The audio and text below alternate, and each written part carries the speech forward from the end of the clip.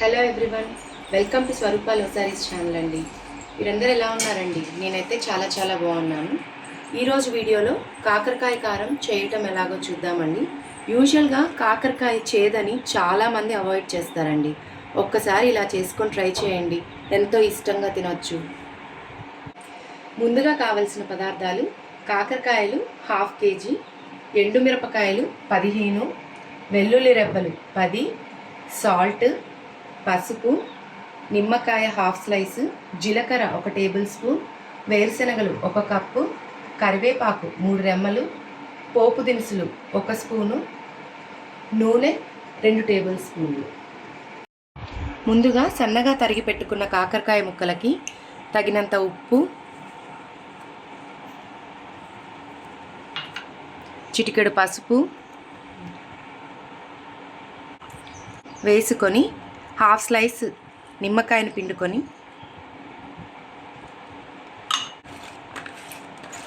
Marinate చేసుకొని 15 నిమిషాలు పక్కన పెట్టుకోవాలి. ముందుగా 1 కప్పు వేరుశనగ గింజల్ని దోరగా వేయించుకొని పక్కన పెట్టుకోవాలి. ముందుగా ఎండుమిరపకాయల్ని మిక్సీ జార్లోకి తీసుకొని బ్లెండ్ చేసుకోవాలి. ఇప్పుడులోకి వేరుశనగ గింజలు, జీలకర్ర వేసుకొని బ్లెండ్ చేసుకోవాలి. ఈ మిశ్రమానికి వెల్లుల్లి రెబ్బలు, 1/2 స్పూన్ సాల్ట్ని యాడ్ చేస్తున్నాను. ఇప్పుడు మ్యారినేట్ చేసుకున్న కాకరకాయ ముక్కలని పిండుకొని వాటర్ని రిమూవ్ చేసుకోవాలి. ఇప్పుడు కడాయిలో 2 టేబుల్ స్పూన్ల నూనెను వేసుకుంటున్నాను. ఇప్పుడు కాగిన నూనెలో కాకరకాయ ముక్కలను వేసుకొని ఫ్రై చేసుకుంటున్నాను.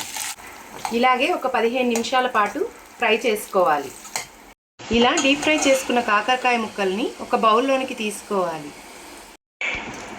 ఇప్పుడు అదే నూనెలో పోపు దినుసులను వేసుకొని అవి చిటపటలాడుతున్నప్పుడు చీలికలుగా చేసుకున్న ఎండుమిరపకాయ 1, కొద్దిగా కరివేపాకును వేసుకొని ఇప్పుడు కాకరకాయ ముక్కల్ని ఈ పోపులోకి యాడ్ చేస్తున్నాను. కారపొడి మిశ్రమాన్ని ఈ కాకరకాయ ముక్కలకి కలిపి చివరగా వేరుశనగ గింజల్ని యాడ్ చేసుకోవాలి. అంతేనండి, ఎంతో రుచికరమైన కాకరకాయ కారపొడి రెడీ అయిపోయిందండి. ఈ కాకరకాయ కారంని వేడివేడి అన్నము, నెయ్యి కాంబినేషన్తో తీసుకుంటే టేస్ట్ అదిరిపోతుందండి. కాకరకాయ వల్ల కలిగే కొన్ని బెనిఫిట్స్ తెలుసుకుందామండి. బ్లడ్ షుగర్ని కంట్రోల్లో ఉంచుతుందండి. ఇందులో విటమిన్ ఏ అండ్ సి పుష్కలంగా ఉండటం వల్ల స్కిన్ హెల్త్కి, హెయిర్ ఫాల్ తగ్గించడానికి ఉపయోగపడుతుంది. విటమిన్ సి ఉండటం వల్ల బాడీలో ఇమ్యూనిటీని మెరుగుపరుస్తుంది. హై వాటర్ కంటెంట్ వలన వెయిట్ లాస్కి కూడా ఉపయోగపడుతుందండి.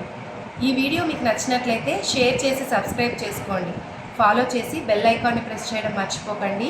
Thank you.